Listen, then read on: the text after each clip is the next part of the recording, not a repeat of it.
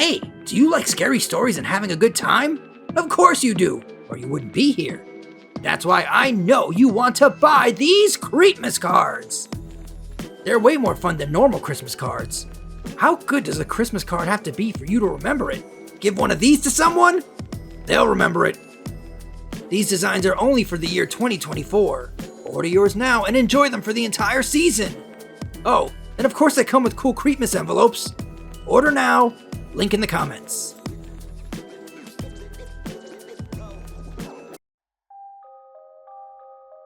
Welcome back, horror fam. Tonight we dive into an old urban legend, a seemingly normal Broadway play. Together, we'll piece together the secrets. So get ready. Have you ever heard of the musical, The Puppetmaster's Regime? Most likely you haven't. In fact, most die-hard theater lovers are often unfamiliar with this little production. It was a 1934 stage play, and the music, lyrics, and script were written anonymously. It starred upcoming performers such as Timmy Cutie Pie Wright, Sally Wilkes, Henry Gregory, and many others. At the time, it was the most expensive production to date. It was said to be the biggest, most spectacular stage show all the way to San Francisco and back. Here's the thing though, we only know about the play through testimonials. Let's start the investigation. I went to see the show about a week after I turned 33. The ticket was a gift from my sister, who knew how much I loved the theater. I remember the signs for it were huge and rather gaudy. Oh, and the playbill. It was just a single red dot with a doll-like face on it. It seemed a little bit melancholy, for what I assumed was to be a musical comedy. But I didn't pay much attention. I was going to see a Broadway show. I had come to New York with my parents on an impromptu vacation after my grandmother had died. A Broadway musical seemed just like what we needed. Anyway, the cast was made completely of new people, young children and adults alike, who were longing to get back on stage after vaudeville became old news. It was quite charming, really, but I did take notice of that odd little playbill. All of the playwrights and lyricists and everyone else were all unnamed. And that design, just a little red drop with a peculiar little face in it, not even a title. I do recall most of the first act. Then again, who could forget? The story was slightly hard to follow at first. There was a little boy who lived in a puppet shop. Or maybe he lived down the street? No, he worked in the puppet shop. But he was homeless, so they provided him with a home there. The kid's name was Mortem, something weird. Oh, it was Morreader. There we go. Yes, Morreader's employer was this old man named Mr. Obkaiser. I remember his name because his character was unimaginably unsettling, bouncing all around and getting angry at the little boy, all while keeping his nasal, giggly voice. Anyhow, the production opened to Morreader and the odd fellow getting into an argument over the boy not doing his work. Then the two of them sang this peculiar number about puppets. It wasn't a normal song. Or at least, the musicality wasn't normal. The lyrics were very enchanting, and the music did have this odd flowing thing about the room. Instruments would get very quiet without losing any power. Maybe it was just the acoustics? I'm most likely explaining it wrong. Anyway, but in time we got used to it, and the show progressed. This youngster, Morreader, something like that, was quite insecure about his stay in the puppet shop, and paranoid that his boss would throw him out. I was an aspiring lyricist at the time, and I'd done the lyrics to a few original community theater projects, so I was fascinated with the wording in these songs. I scribbled down a few lines after I went home. Unless I'm remembering it wrong, the little puppet shop boy and Mr. Abi something had an introductory duet. And then writer, went off for a short lament. That was a different, much more somber tune. This is what I had written down. If I stay and do everything right, I can live in the day and steer clear of the night. Out there in the dark, there's a world of wise. But the word lies might have been there. I can hear them whisper, and sometimes I can see their eyes. The eyes comment confused me for a moment, but I assumed that was him talking about the stars. It seemed as though the number was unnecessarily tragic and poorly situated within the show. But that was a minor quibble. Now Maury had two friends, girlfriend named Trehunt, and a boyfriend named Adolbit. After interrupting the final note in his lament, they all gushed about how they loved puppets, but they couldn't afford one from Maury's guardian's shop. So they transitioned into this vibrant little number about joining forces to raise money so they can build their own puppet. After this, the three all headed for school, and the story took a sharp turn in a different direction. And what was the part that came next? Okay, they had this really nasty teacher, or headmistress, named Madame Repetio, or something like that. There was a reprise of the song from before, and she overheard them. At first, her remarks about the children's fantasies were somewhat comical, but then the light fixed on her, and she began to sing this heartbreaking song, the meaning of which was up for interpretation. It felt like it was about love, but there were all these strange puppet metaphors. The only lyric that stayed with me is, "Stroll through the wood, cracks, show them your pains, the hole in your throat, and the strings in your veins." Then she went on this little breakdown. I assumed it was a poorly conceived character trait. She began singing off key and went to beat one of the kids. The curtain fell and there was a little scuffle heard on stage.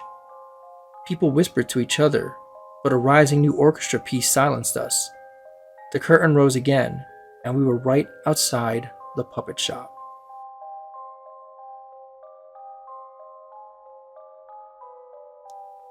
Marita and his friends went into the town and sang a song about selling dolls, I think. Because the little girl made dolls in her spare time, and she had to sell them. I remember those strange background characters. The company was absolutely monotonous. They all wore the same form of dark clothing, and each of them was very, very tall. I can remember how they all had their faces covered up by hair or hats or veils. None of them spoke. None of them even sang during the course of the show. They just walked perfectly in straight lines, as if they weren't even part of the production. Anyways, this strange song about buying dolls, it had absolutely no life, but for some reason these children were putting their all into it. I could see the pain in their faces as they hit those high notes. And something else. As the lyrics went on, they seemed to get... it's a little hard to explain. They all looked like they were hurting. Like physically. They were so pale and nervous all of a sudden. Coming from a Broadway family, I convinced myself it was only stage fright, but it still made me feel just a tiny bit anxious. The kids all got their money from this strange man in a clock who sang a simple little tune. I still remember the lyrics. Despite the fall of rain, little kitties, everyone needs a little song. Wooden dolls give you pain, little kitties. Go on, little kitties, run along. His character was never really explained, but I remember how truly gripping the melody was. So haunting. It got you right there in the gut. Even the little kid actors seemed unsettled by the new turn of the show. They all kept stuttering over their lines as they spoke and sang. And then a light bulb over the stage went out. Everyone gasped. And one man, I think, even laughed. The noise it made really spooked the little girl. Little Miss What's-Her-Name. All the names were so very strange. All I know is that light bulb had gone out and the actors were stumbling across the stage. The whole thing looked like a terrible flop. When the children re-entered the shop, they presented Mr. Obkizer with the puppet pieces they acquired while the audience wasn't looking. Singing a braggedy sort of chant, we done, diddy diddy dun dun did it.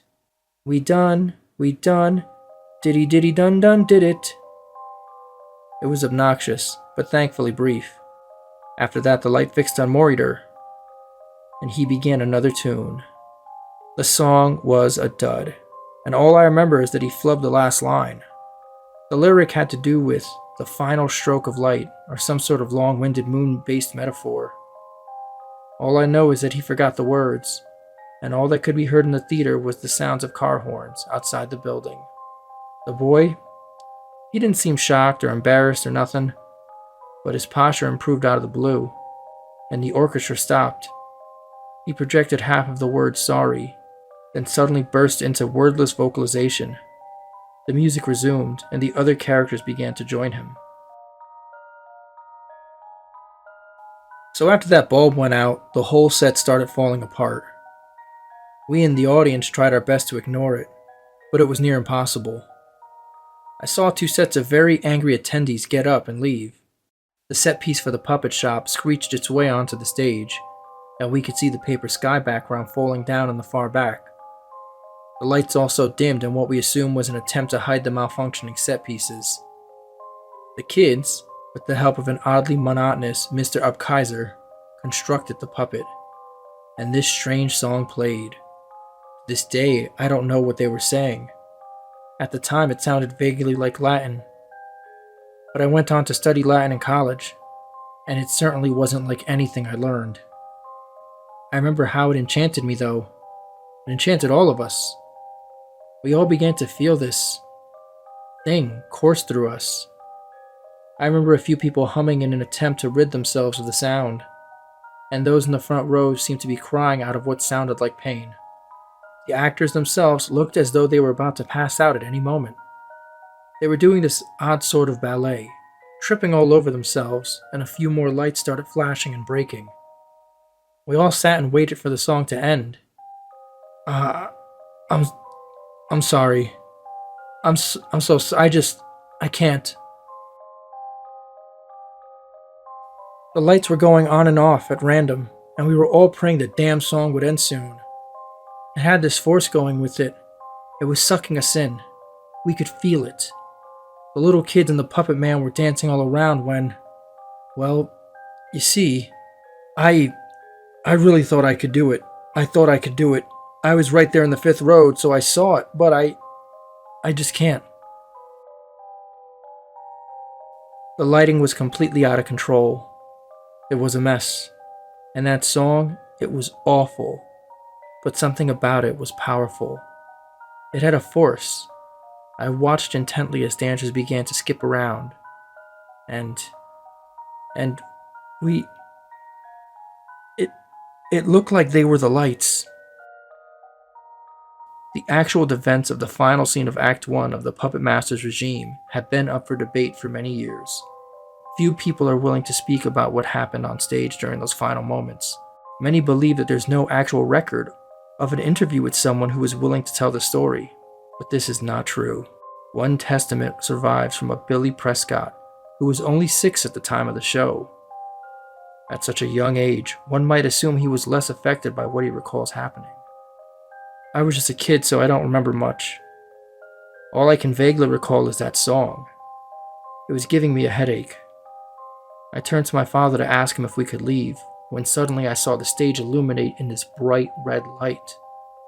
The music stopped as one instrument after another died out. I swear I heard pounding underneath the floor.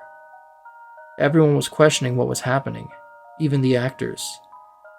I remember that teacher lady being pushed through the door of the shop, and then everyone else came flying from off stage, toppling on top of each other like rag dolls. There were people there who didn't fit the design scheme of the production. Stagehands, technical workers. I don't know. I remember a little girl screamed at the audience, then ran behind the shopkeeper while other actors continued singing. A few people started crying right there on the stage, when without warning, this curtain came forward. It's hard to describe what it looked like. It was a clear plastic wall, and it came down from above.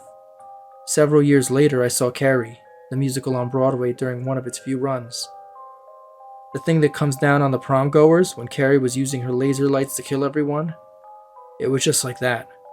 A bunch of set pieces from earlier scenes came down onto the sides of the stage, trapping all the actors in the center. Chaos erupted. The actors stopped singing and began pounding on the plastic wall. For some reason, they began to back away, as if some unseen assailants were approaching them. They fled to the back of the stage, all except the little boy. He was the only one who wouldn't stop singing. Amid all that screaming and crying, the curtain flew out, and everything was in silence. Due to the odd abruptness, the audience thought it was just a horrible ending to a terrible musical. We were about to get up when the curtain opened again, revealing a stationary plastic wall, upon which was a single light fixed onto the little boy, Mariter. He had clawed his way through. We could see the blood on his hands, but the way he looked, there were strings attached to every part of his body. We could all see his stomach, or lack of one. Anyway, it's like somebody had put a huge ice cream scooper through his belly. He was sobbing all over the stage, twitching and singing around. It was so unnatural looking, so painful and twisted and wrong. Even now I can't seem to wrap my head around it. So everyone's there just looking at him, not knowing what to do. And then he spoke. "Help me, please help me," was all I could make out. And then he suddenly collapsed. The plastic wall lifted and the lights came on. We saw the rest of them. They were all dead. Every one of them looked exactly like the little boy. Everyone had those strings attached, and we watched as all of them, even the little boy, as their strings were pulled on, their lifeless bodies rose on cue, and they bowed. I can't tell if what we listened to makes up a credible account, but sadly, it's all we have. The Puppetmaster's regime sparked much debate among the theater companies. Several audience members had to go to therapy for years to come, and the show itself was covered up by the police. The theater company, as well as the police department, who had never managed to solve the gruesome murders of the cast and crew of the show, denied that the play ever existed. However, in recent years, the story has resurfaced, sparking a lot of new conversations on the subject. The theater that housed the musical still refuses to acknowledge the show's existence, and most theater historians know nothing about the show in general. To this day, the identities of the anonymous lyric and music writers are still unknown. Theatrical historian Gladys Masters kept 2 large-scale promotional posters that she displayed at charity events, but these have since disappeared. Early costumes by Alice Lively, the costume designer on the play, until she quit following payment disputes, are on display at the Piccadilly Theatre Museum in Dover. Other than that, the previously mentioned playbills from the production's premiere night were given out, but most audience members destroyed their copies after seeing the show. Legend has it around 10 to 20 survived. And that's it for tonight, theatergoers. I do hope you all enjoyed the time. If you like, you're welcome to stay for another story. But if you have to go, until next time, stay spooky, stay safe, and as always, make sure you take good care of yourself.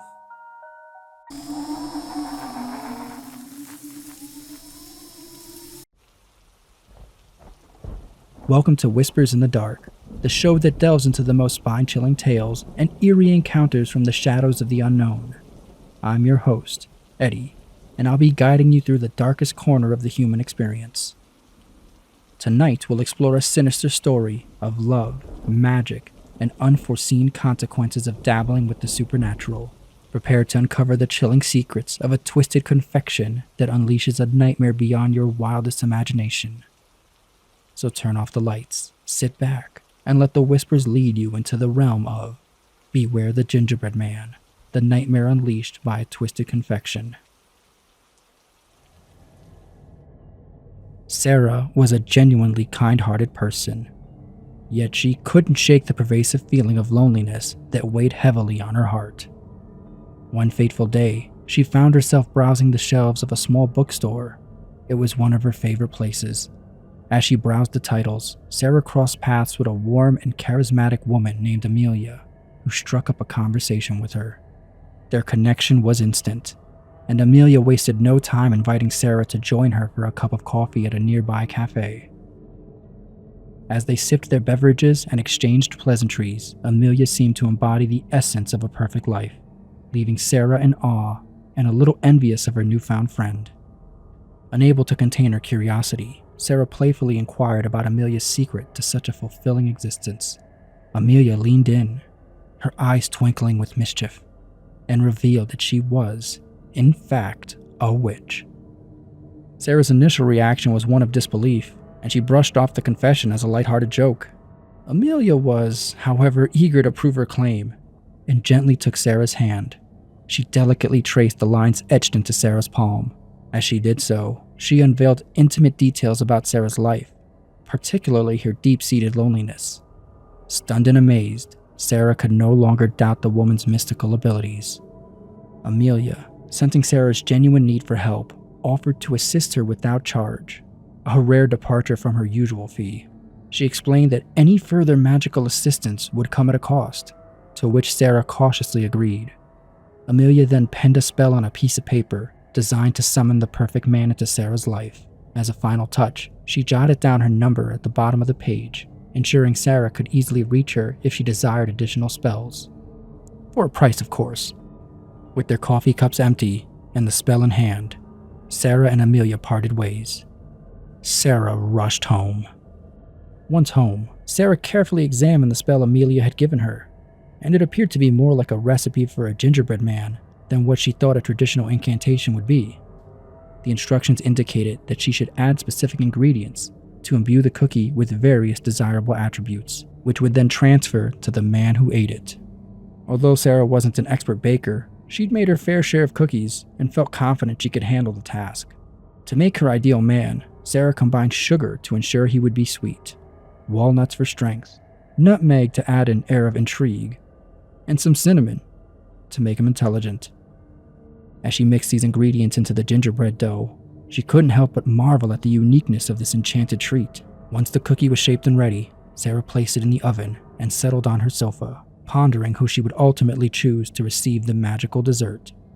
A few handsome colleagues came to mind, but Sarah's thoughts soon turned to potential complications. What if the recipient didn't eat the entire cookie? Or worse, what if it was shared between two people? Searching for the answers, she began to peruse the recipe, only to drift off to sleep unintentionally. The shrill blare of the smoke alarm jolted Sarah awake. Frustrated that she had burnt the first gingerbread man, she reminded herself that she could always bake another.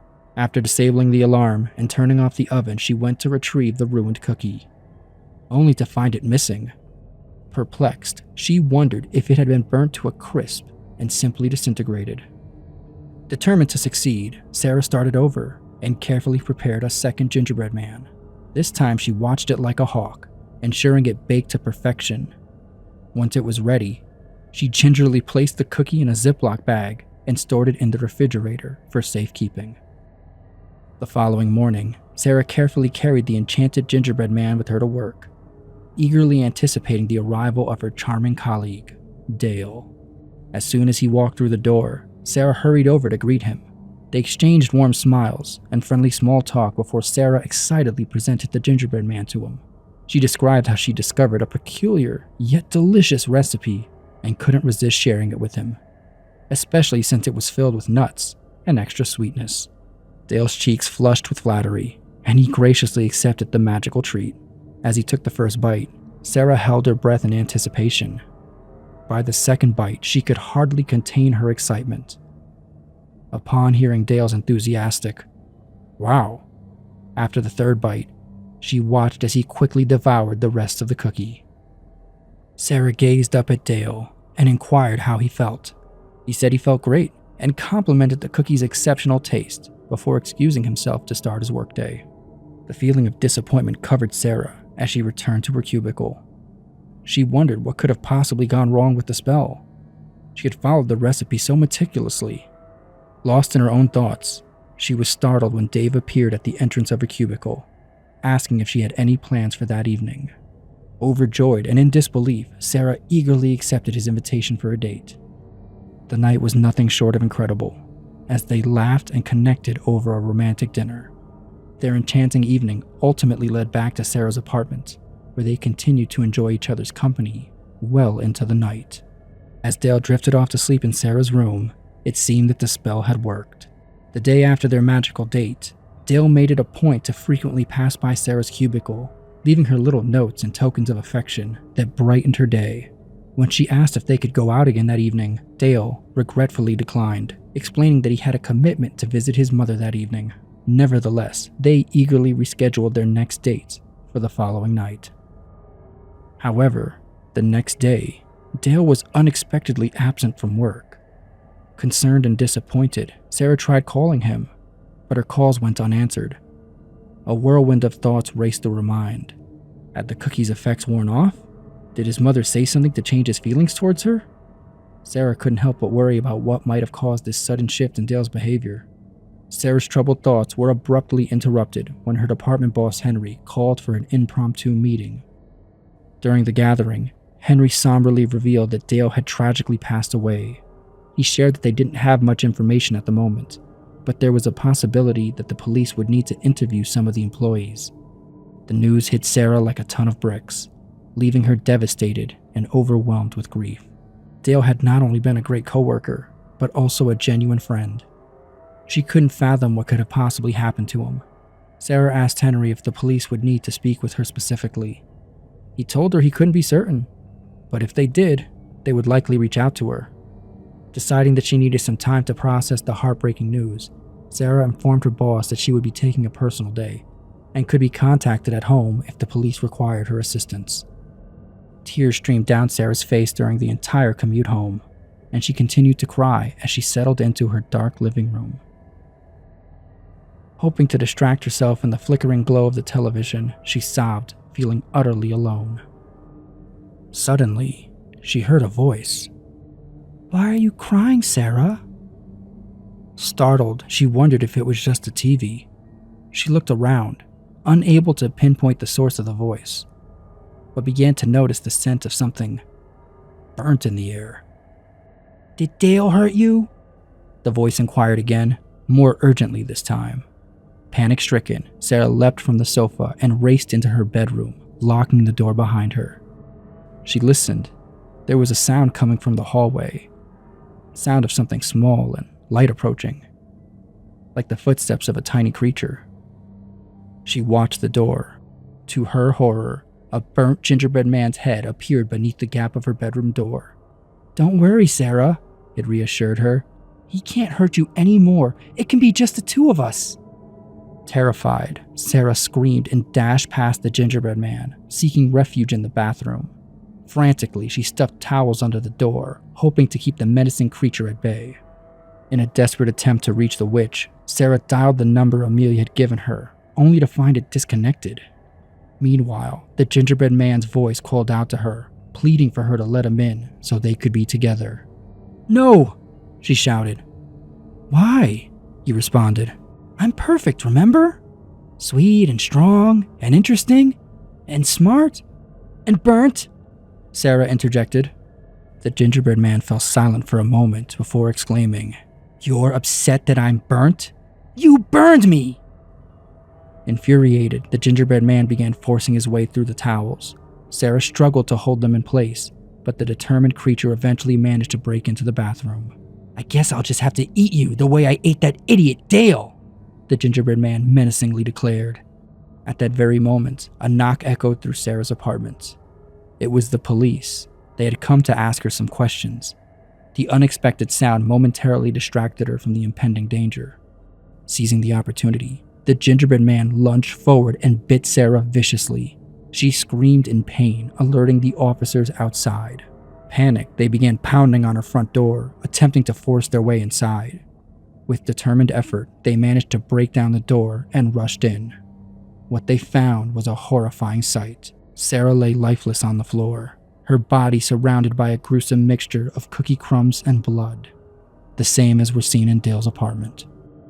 due to the blood-soaked pieces of cookies scattered around Dale and Sarah's lifeless bodies, the case became known as the Case of the Crimson Crumbs. Despite the authorities' best efforts to unravel the mystery, the circumstances surrounding their tragic demise remains unsolved to this very day. Well, horror family, we've reached the end of tonight's haunting tale of dark deserts here on Whispers in the Dark. Remember, you are what makes this show special, and I'm grateful for each and every one of you joining me on these creepy adventures. I'd wish dessert sweet dreams for all of you tonight, but on this show, sweet dreams are not guaranteed. Good night.